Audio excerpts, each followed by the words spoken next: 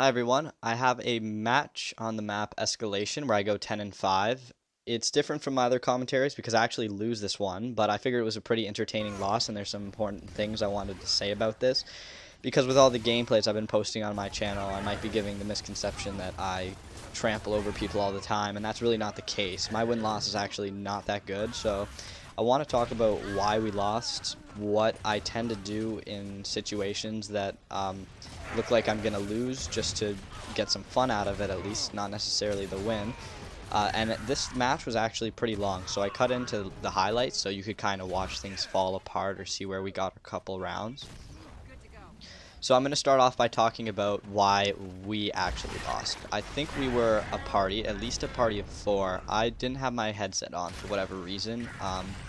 That's probably not a good thing because communication is one of the most important things in Gears of War. So when you're in a party, everyone should be talking and helping each other out.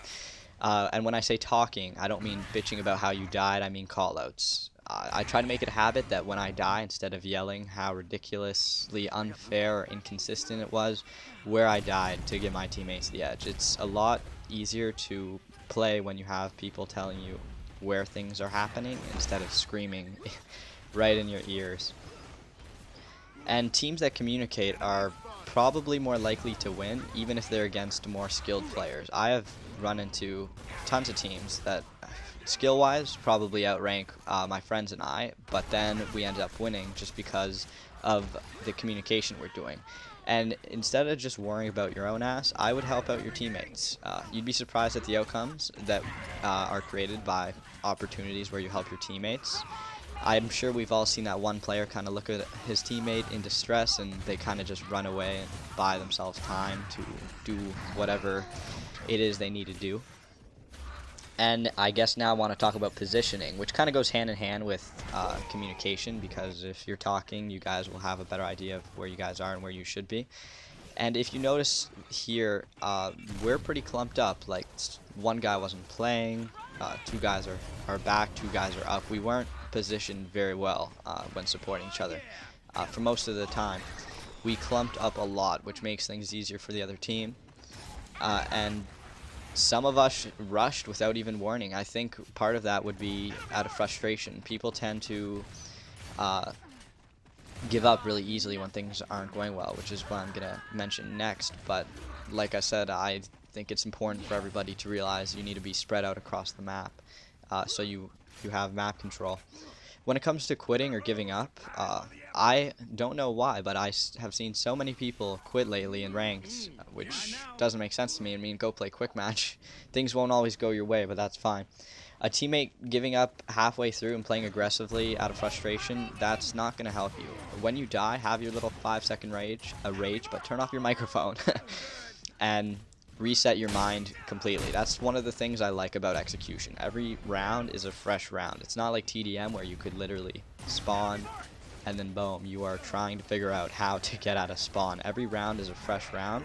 So if you keep that in mind, you should just reset the way you're thinking, because you have a completely new chance to try to win. If you're not doing so well, instead of giving up, maybe what you want to do is play smarter, lay back a bit, and try to ease off the pressure from the other teams just to refocus. And I want to talk about individually playing alone now. I focus a good portion of my time increasing my individual performance when I play. And with that said, here's some things I like to do against better teams, because I do like to play alone a lot, which makes things tough, because with party chats, people don't really talk as much.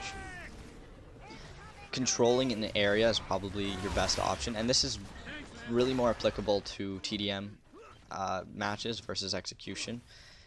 But I like to control a specific area that I can manage by myself, and that way any traffic that goes there has to push you, which makes it hard for them. Normally the area I pick has some sort of advantage, whether it be nades or high grounds. And a good example of somewhere I like to start holding, I guess I would say, would be one of the either end of the dry docks or nades at clock tower. I really like to go for nades at clock tower if I'm playing alone, because nades can really come in handy when you're trying to take out boom if your team doesn't manage to get it.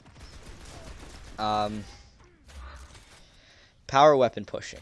If a push is being made, I prefer to push with an advantage, which is usually why I will go for a power weapon before I go on a suicide run. A lot of people will just mindlessly push, and that's not the best thing to do when you're playing alone, especially when you don't know who's backing you.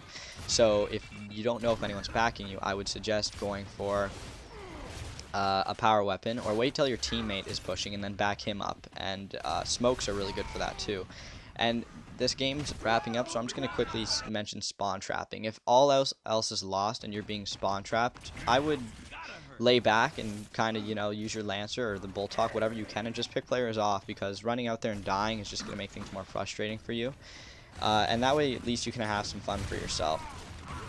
This sounds kind of like a sad way of losing, but I mean, I like to have a different goal in mind. In this case, it would have been outscoring the other team or getting more kills than deaths, and I definitely succeeded. So thank you for watching, and hopefully you enjoy this commentary.